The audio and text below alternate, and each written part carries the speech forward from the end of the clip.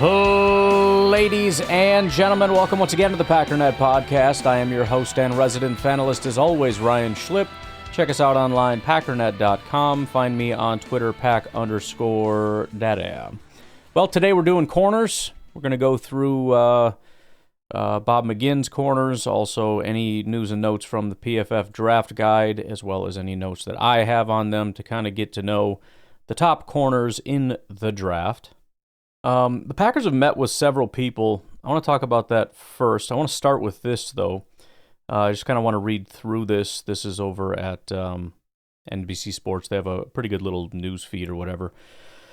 But Adam Schefter, well, let me read his tweet first. Adam Schefter reporting, Ohio State wide receiver Emeka Ibuka is visiting today and Tuesday with the Green Bay Packers.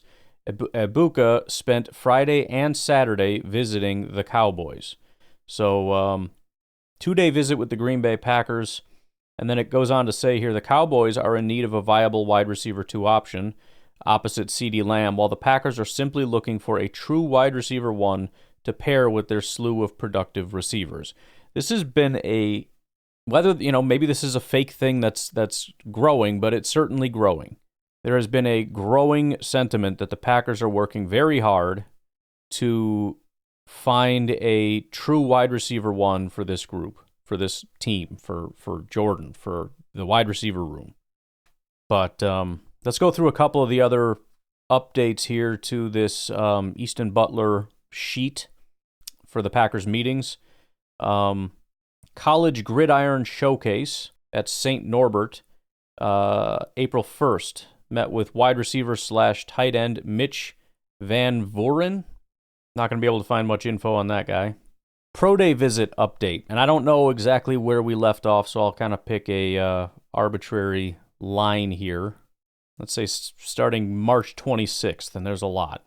They met with cornerback Sean Fresh out of Rice, wide receiver Landon Parker of Troy, Amar Johnson, running back from South Dakota, Perry Carter Jr., wide receiver from Jacksonville State, Darren Wiley, wide receiver from Vanderbilt, Abdul Ibrahim, wide receiver from Louisiana Tech, Gabe Pugh, long snapper from Louisiana Tech, DeMarcus Griffin Taylor, who's a DB from LA Tech, Justin Shorter, wide receiver from Holy Cross, Cale Edwards, defensive end from New Mexico State, Josiah Silver, defensive end from New Hampshire, Cam Stone, DB from Hawaii, Seth Morgan, quarterback from New Hampshire, Caleb Mead is a DB from New Hampshire, Isaiah McElvain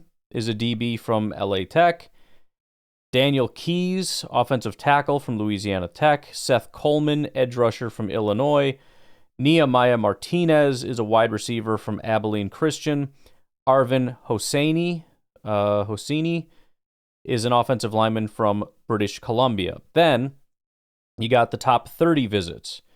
So I think this is a pretty decent spot because I think we talked about Isaiah Bond. So after that, you have Siobhan Savone Revel, whatever it is, cornerback from East Carolina, did do a top 30 visit with the Green Bay Packers. Michael Williams, the edge rusher, met top 30. Matthew Golden, the wide receiver. TJ Sanders, defensive tackle out of South Carolina. Dalton Cooper, offensive tackle, Oklahoma State.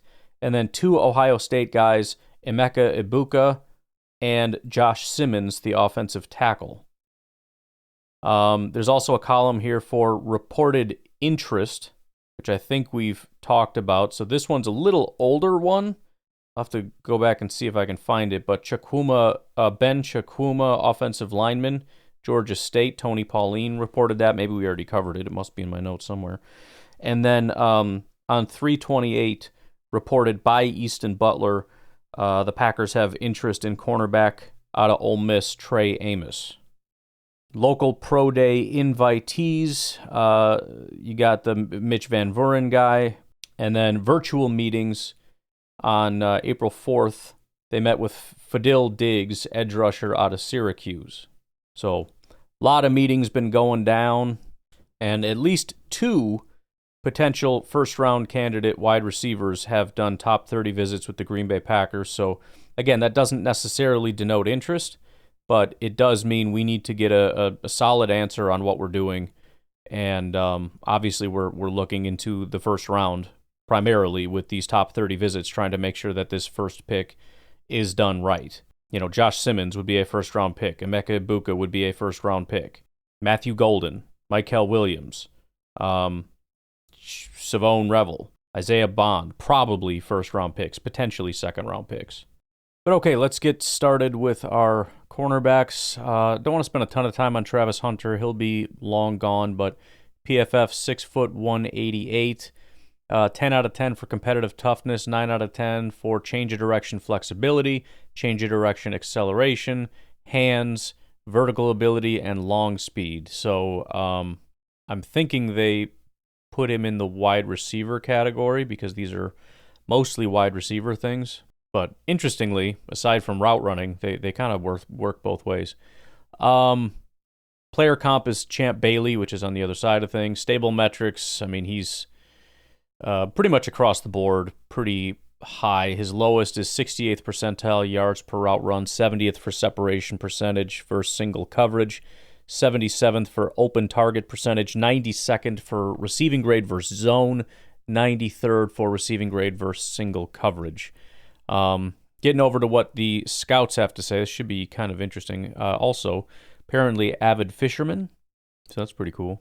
Where's he going again? I'm trying to think where he could go that have some good fishing. I don't know. I suppose you could find it anywhere. Positive quotes. Like with Deion Sanders, I think you could spot him as a wide receiver, but put him where he's going to be an all-pro. He's explosive in that 7, 15, 20-yard range. You see him making a burst on the ball.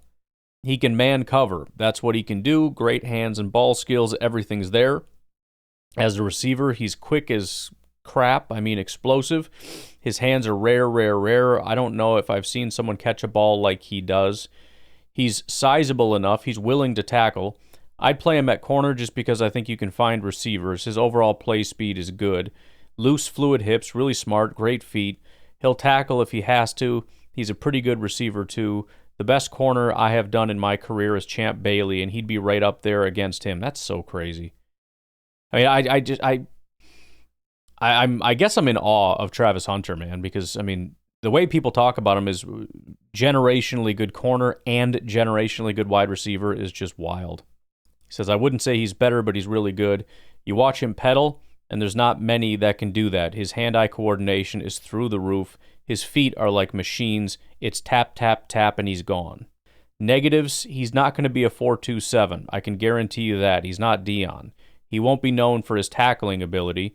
Doesn't have a lot of big plays downfield. That's really the only thing you don't see. More of a press guy. When he's off, you see him get a little bit turned around and not great change of direction. In run support, he's not the toughest, but you'll learn to live with that. He's just kind of out there playing right now without a lot of technique. He's kind of lanky looking. It's always somebody just with some random comment. He doesn't really know how to run pass routes yet. So there you go. Be interesting to see where he goes, and it'll be very interesting to follow his career. If he does hit his full potential, he could be one of the more fun and exciting players the NFL's had in quite a while. If he busts out, then there's that. At 2, Will Johnson. Again, and this is consistent with the big board. He is currently still sitting at number 2. It will be interesting to see kind of what happens. He should be out of our range, will very likely be gone long before, but there are a couple question marks and just enough craziness in the first round, again, with all the edge rushers and everything else, that could kind of just get lost in the shuffle for one reason or another, depending on what there's a run on and what there isn't. But kicking over to PFF, 6'2", 194, gave him 9 out of 10 for anticipation awareness and competitive toughness. Surprisingly, some pretty low marks for strength, run support, and tackling. Player comp is Darius Slay. Stable metrics are quite good. 78th for coverage grade at outside corner. 68 for slot. 72 for single coverage. 89th percentile for coverage grade versus a clean pocket. That's an interesting one. I suppose it makes sense to track that. And then coverage grade with time to throw under 3 seconds, 74th percentile. Some of the notes that I had for him here: ESPN Jordan Reed reports Michigan cornerback Will Johnson will not participate in the team's pro day because of a minor hamstring injury. It's got to get Packer fans super excited about the prospect of him falling to us. Apparently, he will be attending the draft in Green Bay. He's confirmed that. Obviously, he's good enough, but some of these guys choose to stay home. He wore number 2 at Michigan to follow in Charles Woodson's legacy. He said, I wanted to put myself on that pedestal and hold myself accountable every day. Says he models his game after Jalen Ramsey, Patrick Surtain, and J.C. Horn. He started 5 of 14 games as a freshman, but missed 10 games in 2023 through 2024 with an arthroscopic knee surgery. He also had shoulder and turf toe injuries, so that is the big question with him, is injury issues. His father, Dion, was a defensive back from Michigan. Got short arms at 30 and an eighth for his height. He either left or missed games with injuries 8 different times. Was a 5-star recruit from Grosse Pointe, Michigan. Positives: as a pure corner, I have him over Hunter. He can play off, he can play press. He's really good in zone, really good dude. He's just really instinctive. Ball skills are awesome, and instincts are incredible. Just sees everything. Everything you look for in a corner, excluding injury, he does at corner. He can definitely do it. Negatives: he has average speed. Sometimes down the field, when his back's turned, I don't know if he can locate it and track it as fast as you want. He just jumps a lot of stuff. He's definitely trying to make a highlight. I question his big-time explosive speed, not a top run support toughness. He's got to prove he can be durable, prove you can fight through adversity from an injury standpoint to really earn my trust. I don't want to excuse the guy of milking an injury, but the questions have been asked. The guy scares the bejesus out of me. He's a gambler, though, and he's going to have to learn when to pick those battles. As many times as he gambles, he'll get his butt beat too, and when he gets beat, when he gambles, it's a big play. I saw him more of a second rounder. He's not the athlete that Christian Gonzalez is. And then, let's go ahead and take a break here. But interestingly enough, they don't have Jahdae Barron number 3. He has Maxwell Hairston number 3, ahead of Jahdae Barron. On the consensus board, it's not even close. They have Jahdae Barron at 16, Maxwell Hairston at 35. So we will see how that shakes out on the other end. We'll take a break. We'll be right back.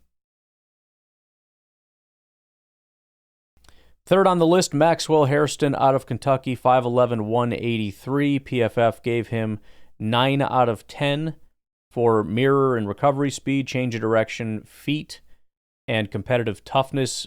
Pretty low marks on handwork and length, strength, run support. So kind of the same as the last one. Cam Smith is the player comp.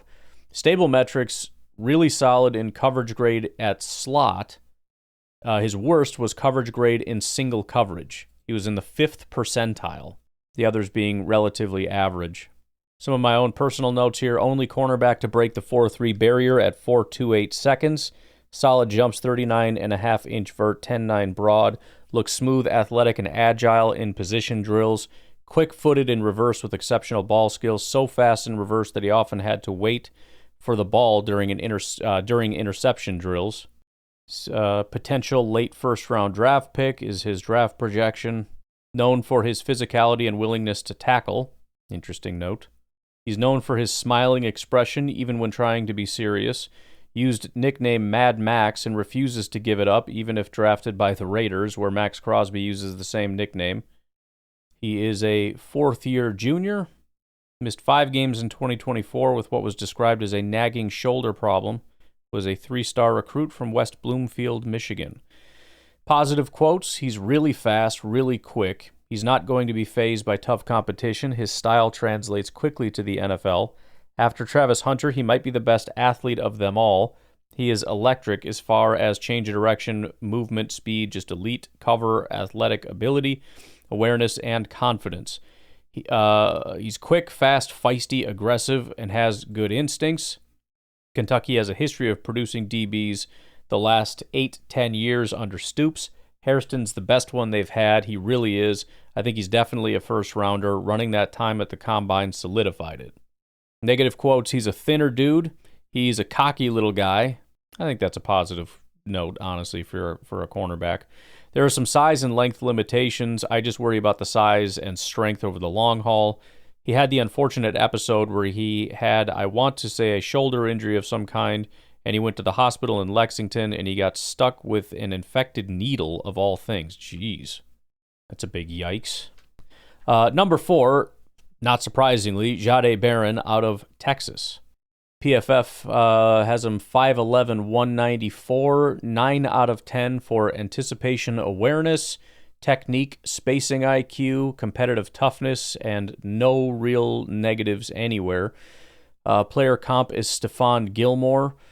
As for the stable metrics, no negatives. 97th percentile coverage grade at outside cornerback, which is hilarious. I mean, you never know, but the question of, can he play outside? A lot of people have already said he's answered that question this past year anyways, but the fact that it's just like 97th percentile coverage grade at outside corner is pretty fantastic. Coverage grade versus a clean pocket, 83rd percentile. Coverage grade in throws under 3 seconds, 87th percentile. The other two are 58th and 55th, so right in the middle there. Any interesting stats? He was ranked number 2 in tackles, for whatever that's worth. Played corner, nickel, dime, and safety. Started 39 of 57 games over 5 seasons. 226 tackles, 21 for a loss, 8 picks, 24 passes, defensed. Short arms at 29 and 5/8 of the top, shortest of the top 12 at the position. 4-star recruit out of Austin, Texas.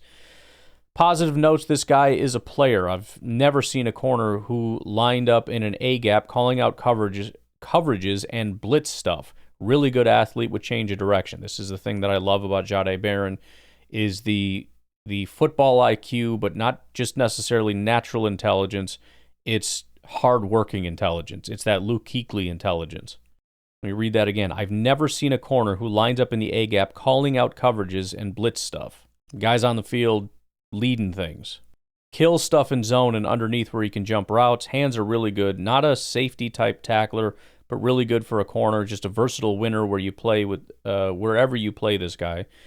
He's more of a skilled cover guy than Brian Branch. Willing tackler. He's a really good football player. Negative quotes, not super explosive down the field. That's the only thing. Little shorter than you'd like. He ran fast, but the play speed is kind of average. I think he's more late second, early third. More of a zone corner than a man corner. A lot of his play comes off his vision and catching tip balls. He'll be very good in a zone scheme. In a man scheme, he might struggle some because he's not as quick-twitched as the top guys. He can't play man coverage like Branch. He's not a natural man cover guy. He plays with his eyes. So that is a negative, especially for the Packers. Yes, I know they play mostly zone like every team in the NFL, but there's still an emphasis on being able to play man coverage, and so you need to have the physical aptitude to be able to do that, if that is a thing. Number 5 is Benjamin Morrison. So on the consensus board, it's Revel, Amos, and then Thomas before Benjamin Morrison, who has fallen quite a bit. Benjamin Morrison was possibly gone before the Packers when this process started, and the dude's in a free fall. 6 foot 193. PFF gave him 9 out of 10 for anticipation awareness, competitive toughness, and again, strength and run support very low. 3 out of 10 for both. Player comp is Paulson Adebo. Holy cow. I mean, I guess it doesn't matter because and maybe just because he didn't do it, but 0th percentile for coverage grade at the slot cornerback position. Everything else is great, though. 85th percentile coverage grade at outside corner. 87th percentile coverage grade single coverage. 90th percentile coverage grade versus a clean pocket. 83rd coverage grade and throws under 3 seconds. So very good across the board. Just to be clear, not a slot corner if there was any question for some reason. A couple notes. He did some interviews for CBS, NBC. Coming back from a hip injury, completing medical rechecks, fully cleared for his private pro day, but not participating in the combine due to that injury.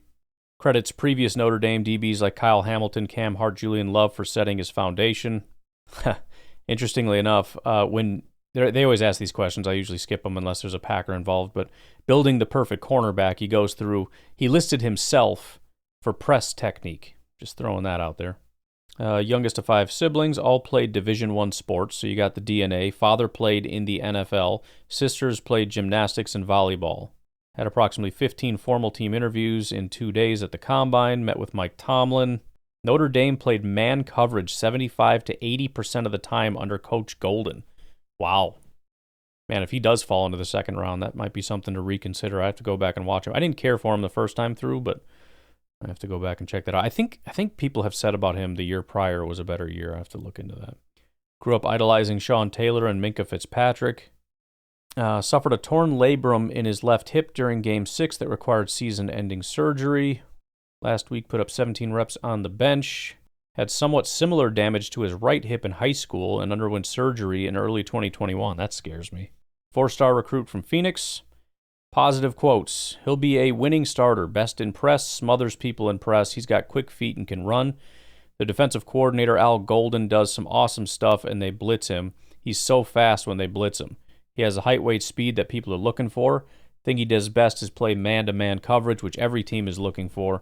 He's going to get stronger, very smart, fluid hips, quick feet. He's got long speed. Negatives, he had a hip, which is kind of scary. In off coverage, he's not the most fluid or nifty. He just kind of struggles when there's bigger bodies playing more physical with him.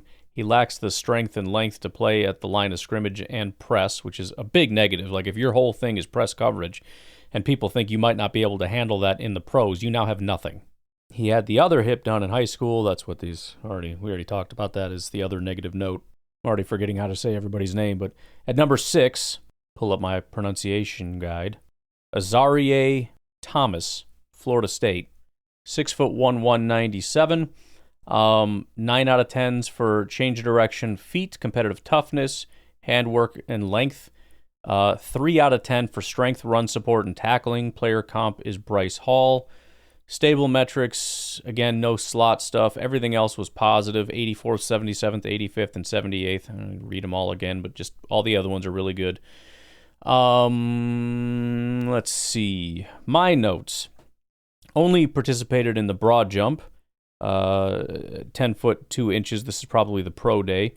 Quick-footed and fast in reverse, incredibly fluid for a taller cornerback. Projected in draft's initial 45 picks, showed good ball skills.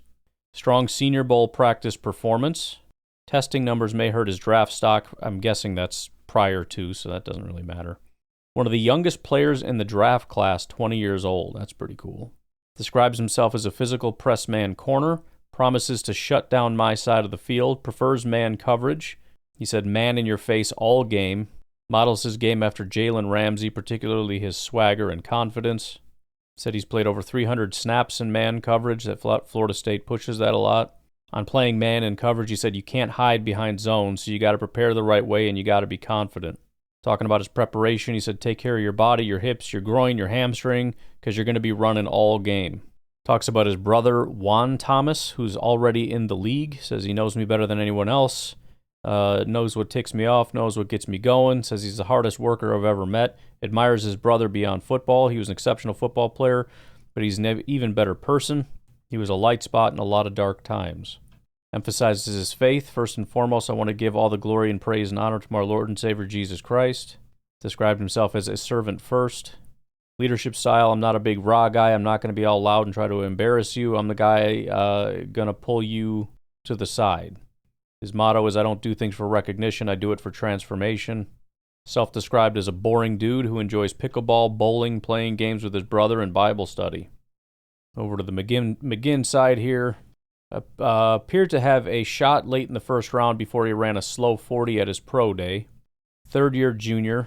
Played sparingly as a freshman, played extensively as a sophomore, and then started 12 games as a junior. Finished with 95 tackles, 2 picks, 15 passes defensed. Arms 32 and 3/8, hands 10, largest of the top 10 corners, 4-star recruit from Niceville, Florida. Positive quotes. I don't think there was a lot of evidence he didn't have straight line speed. If anything, I thought he was a lateral piece. I thought it was the lateral piece that would hurt him. I'd fight for him because he's a big corner. In other words, he didn't really buy the 40. I like him over Barron. Their season was bad, but he was good. You can line him up against bigger guys, line him up against fast guys. He can play on and off ball, and he can play inside. He's got a real big upside because he can do so much, and he's so big. He's every bit of 6'2", has great feet quickness, movement skills, ability to mirror and man coverage, acceleration, recovery ability. He's pretty willing as a tackler. He's not a coward in that area. Negative quotes. He was easily a first-rounder and then didn't run well. His card will be so marked up in red that it'll be hard to turn in. They had a tough season. He got picked on more this year than I would have expected. I still think this guy is a solid second-rounder. Then again, I saw he had some rough reps in the Senior Bowl too. I think he did struggle in the more multi-breakout routes. At 6'2", you're always going to have some difficulty with that, and he always would get bodied by bigger receivers. I think the Packers have had issues. We've had a lot more issues with taller corners than with shorter ones, and the Packers like really tall, really fast guys. The problem is the agility. It's a physics thing, you know? Build a tower of Legos. The taller it is, how much does it want to tip over? How easy is it to turn around? Being shorter and compact is easier to, maneuver. I mean, there's some freaks out there that can do it. There's some big, tall, fast, agile corners, but they're freaks. We get these tall, fast, straight line guys that can't turn a corner like, Kevin King and Stokes. Man, they run a frickin' slant route, and these guys just fall over. Like, here I go. You got me. That number 7 is Savone Revel. And this is one of the pronunciation ones where I was like, I don't know, because I went back and watched some stuff, and the announcers are saying Siobhan Revel and everything. On ECUPirates.com, the very first thing, go to his profile where it says Siobhan Revel Jr., ECUPirates.com /sports/football/roster /Siobhan-Revel-Jr-/13068. Very first sentence in his bio. Career notes. First name pronounced Savone. SUH-VONE. Savone. So shove it in your pipe hole. Savone Revel, East Carolina.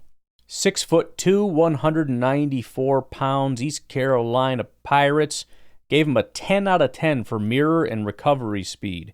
9 out of 10 for change of direction and feet. Competitive toughness. The only kind of low one was a 4 out of 10 for technique and spacing IQ. Player comp is Tyreek Woolen, which I think is what everybody's mind goes to when they think of him, which is why you get a little bit excited. Although I think Woolen went down. Oh, my Lord. Couldn't even finish the sentence. Stable metrics. Here we go. Coverage grade in throws under 3 seconds. And again, small school, so this is going to be a little biased, but still. Coverage grade in throws under 3 seconds, 94th percentile. Coverage grade versus a clean pocket, 96th percentile. Coverage grade at outside cornerback, 97th percentile. Coverage grade at the slot, 99th percentile. Coverage grade in single coverage, 100th percentile. As far as stats, he was tied for first in average depth of target at 18 yards. As far as the interviews he did, is there anything interesting here? Prefers man press coverage. Having played press man his entire life, notes that zone coverage requires attention and additional details. Outline key techniques for playing press man, anchoring with inside foot from the line of scrimmage, exercising patience and reading the receiver, using film study and repetition. Compares the mental side of playing man coverage to boxing. Stress that maintaining discipline is crucial. If given a chance to train with an NFL player, past or present, he chose Deion Sanders, Jalen Ramsey, and Jair Alexander. He chose Jair for his consistent play, he said, which is correct. He wants NFL teams to recognize him as a uniquely quiet, coachable individual who will give 110% effort every day, making the transition to the NFL seamless. He underlined his commitment to hard work and team success without creating friction. In his downtime, he does drawing, gaming with his brother, or walking around to clear his mind. He's experimented with learning guitar, both acoustic and electric, as part of exploring new hobbies. Loves working out and staying active. Over to the McGinn side. compared by 2 scouts to Quinyon Mitchell, an Eagles first-round pick from Toledo. I think we're going to get to that. We don't need to read that, I guess. Suffered a torn ACL on September 18th in practice. Surgery was performed October 15th. That obviously is going to hurt him quite a bit. Spent 2020 and 2021 at a junior college, but the first season was canceled, and he played just 6 games in the second. Started 15 of 24 games for the Pirates from 22 to 24, was finishing with 70 tackles, 3 picks, 15 passes defensed. Positive quotes. Early on, I said this could be Quinyon Mitchell. He's tall, and that length shows up. Explosive close as a straight line athlete. For such a long guy, he's so explosive and fast. He displays natural timing to make a play on the ball and high point it. Probably my favorite thing about this guy was just how aggressive he was as a run defender. He throws his body around. Before he got hurt, he was trending to be a first-round corner. Impressive run with people, able to play the ball, strong tackler, has a lot of high-level starter traits. Where he goes, I don't know, but he has first-round talent. He's a late bloomer, hasn't played a ton. He didn't even know how good he was. Negatives. Yeah, for a guy that tall, he's going to get leggy at the top of a route and get segmented in transition. He probably needs to protect himself a little bit more. He has a small body of work, and it's not against a ton of Power 4 teams. I was hoping he'd get to an all-star game, and then you could see what he looks like against top receivers and quarterbacks. ACL in September after 3 games, raw, but he's competitive. All right, let's take our final break. We'll come back, and we'll get started with Darian Porter of Iowa State. All right, Darian Porter, Iowa State. He is 6'3", 195. He's given a 10 out of 10 by PFF in mirror/recovery speed. And again, poor marks, 4 out of 10. Strength, run support, tackling. Player comp is Zion McCullum. Stable metrics, again, zone is 0. Really high marks, though, for everything else. 94th, 88th, 98th, and 81st percentile. He also, among corners, ranked 3rd in forced incompletion percentage at 23.5%, and 3rd in average depth of target at 16.6 yards. I feel like that's backwards. Are they doing that backwards, as in 3rd is bad? Some of my own notes here: had the best combine performance according to draft position effect. Excelled in size, arm length, and weight-adjusted sprint and agility times. Projected to be a solid early day 2 pick. Over here at the McGinn side, 6'3", 197, 4'3", 140. Arrived in Ames in 2019, stayed 6 years. Blazing 40, led corners in short shuttle and 404 and 3-cone at 6'7", longest arms at the position, 33 1/8. 3-star wide receiver from Bettenford, Iowa. Ran the first sub 4.7 second clocking in the 400 meters, sub 47 second clocking the 400 meters in Iowa prep history, 46.99. Made 1 reception in 3 seasons as a wideout before moving to corner in 2022. Finished with 51 tackles, 3 picks, and 6 passes defensed. Positive quotes. He could be the enigma of the whole draft. He was a track guy to start with, and then he was a receiver, and then he was a corner. He's talented, he's big, and he can run. Got a lot of traits that are maybe average right now, but he can get better. Long, lean, athletic, and fast. Battled through an ankle sprain during the season. His ability to turn and run with guys really showed up. Not afraid to stick his nose in there. Doesn't have a high volume at times when he was targeted, but he makes plays on the ball in man and zone. Can this guy move for a big dude? He's raw, but the arrow's going the right way. Negatives. To Iowa State disservice, they didn't put him out there enough where you could just go. Yeah, I really like this guy. They talked him up, but they didn't play him the way that they talked about him. He's just very raw. Where he'll make his money is special teams to start.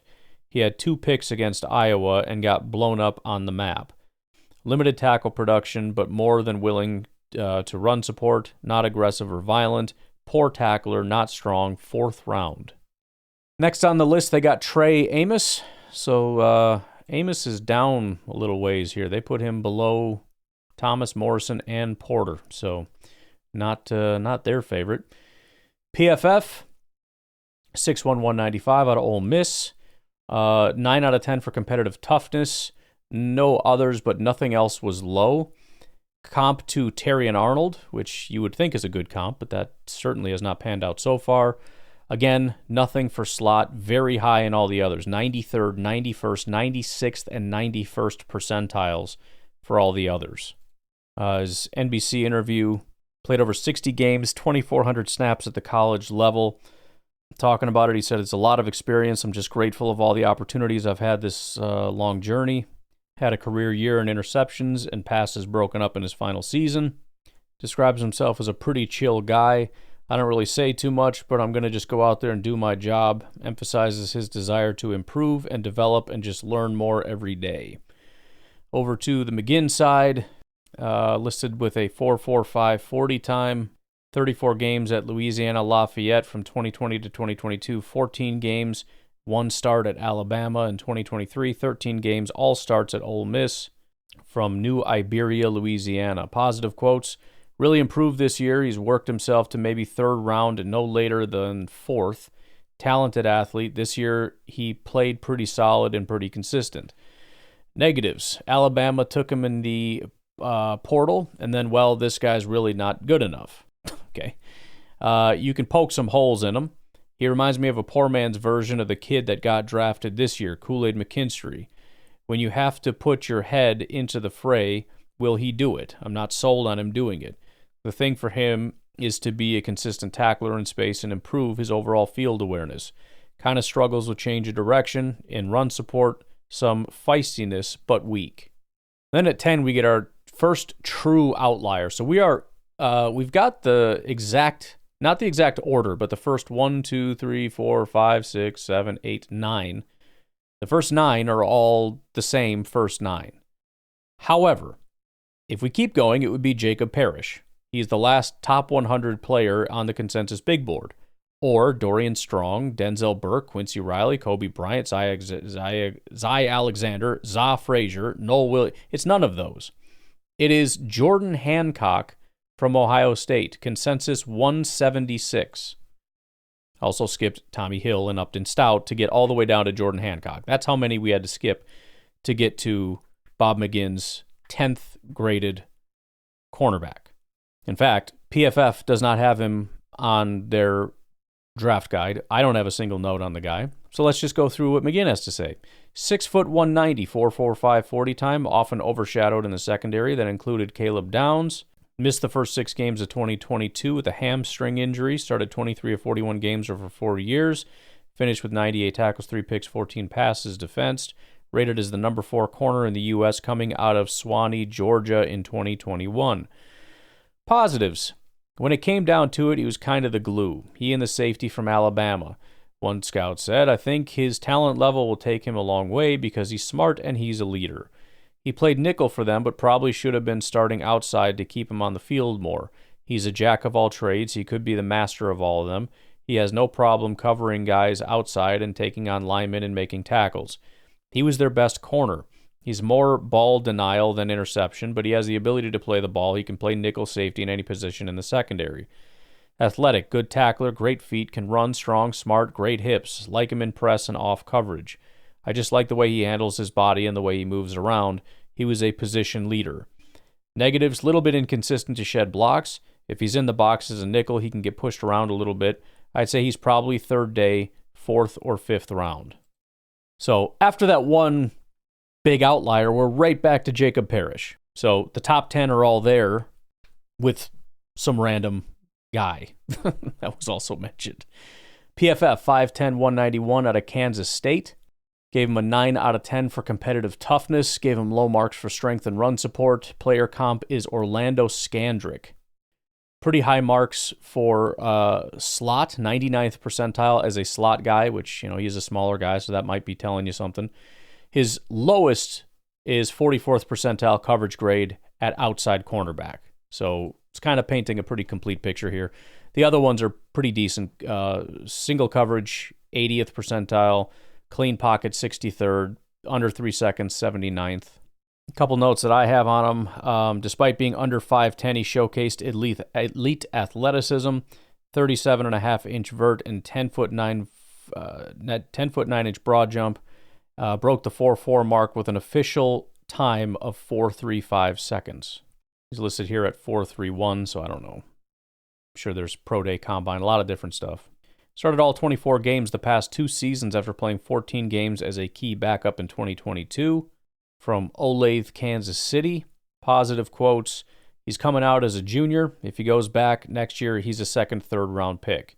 He can play outside and nickel. He's very competitive. They really like him, and we're sad they lost him. He's going to be a good player. He'll be one of those guys that fans say, where did this guy come from?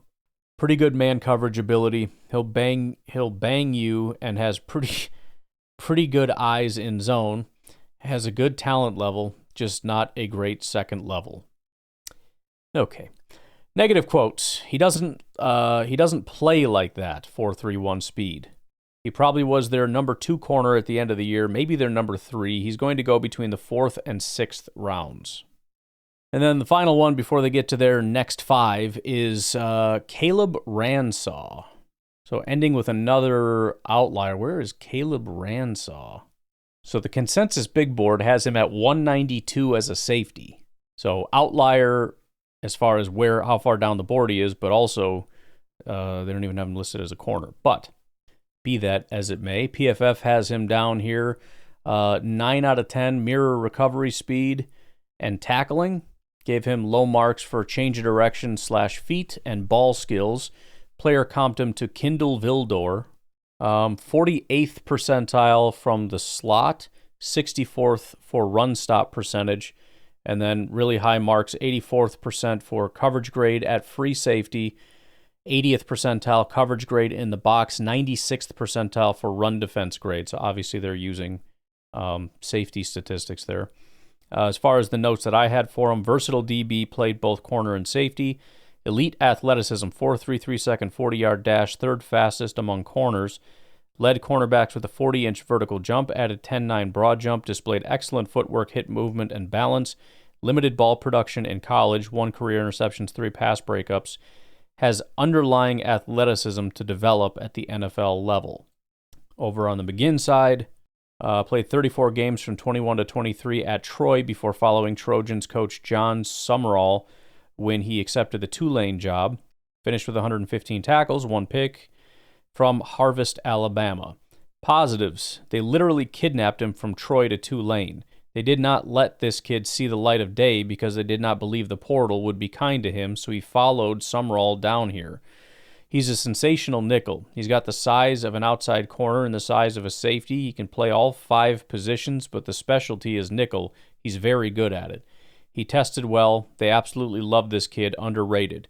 He looked good in the All-Star games. He's smart and competes. Negatives, that one surprised me that he could run fast. His quickness is a bit of a problem. Every time I watched him, I was trying to figure out what you do with the guy. He's in the 4th, 5th range. Next 5 that they have listed, Denzel Burke out of Ohio State, 5'11", 187, 4.49 speed. Scouts said what he looked like 2 years ago is not what he looked like this year. I'm not sure if he should have come out and then had reservations about it, or he's a guy who peaked too early. Still a good player, but he was going early to mid-first round last year, and now you're talking 2nd and 3rd. Against Michigan and Notre Dame, they were actually trying to find him. He was being targeted a lot, which was different than in past years. It just didn't look like the tenacity was the same. Next, they put Justin Wally out of Minnesota, 5'10", 194, 4.43 speed. Scouts said he's a good nickel, undersized and scrappy, best in man coverage, average athlete, good speed, but there were some plays you question that too, more of a nickel guy. You like the makeup and the way he competes. He's just kind of smaller. Jalen Smith, 5'10 and a half, 191, 4.42. Struggled at the Senior Bowl in one-on-ones, but that can be a false tell. Scrappy and competitive, not great in press. Got recovery speed, really like his feet. Does get pushed around at the point, needs to get stronger. 3rd, 4th round. Dorian Strong, they put next. Virginia Tech, 6'1", 185, 4.48. Scouts said the other corner there, Monsoon Delane, stayed in school, but he was a better player. Strong's one of those guys that's 6'1", runs well, athletic enough, does enough to stay on the field, but he doesn't do enough to get you excited. Not getting torched all the time and getting penalties, but he's also not making very many plays. He's a backup in the league. Noel Williams out of California, 6'1", 204, 4.48. He's the best corner on the West Coast. Last year he was too. Fast and instinctive, can play outside or nickel. The big thing is the ball skills. Led the country in picks with 7. And then Finally, Quincy Riley out of Louisville, 5'10 and a half, 193, 448. Sticky in man coverage. He'll take kill shots, but misses way too many tackles. He can run a little more straight line, a little bit rigid, and change a direction. He's a cover guy, a pure cover guy. He knows how to play within his body. This kid's like that in coverage. All right. There it is. There are your cornerbacks. I think that might be about it. I think there's just safety and special teams, something like that. And I don't know. We're not doing special teams. I can promise you that. I don't know if we'll do safety either. We've been doing this for a pretty long time. I feel like we're getting to the point where it's time to mix it up, and I don't want to delay that with doing something like safeties. Maybe I'll just peruse it for interesting, juicy gossip about somebody or something, but otherwise we'll leave it alone. And I don't know what that means for us moving forward. We'll have to find something else to do, but that's tomorrow's problem. Anyways, you guys have a good one. I will talk to you tonight, tomorrow, whatever. Bye-bye.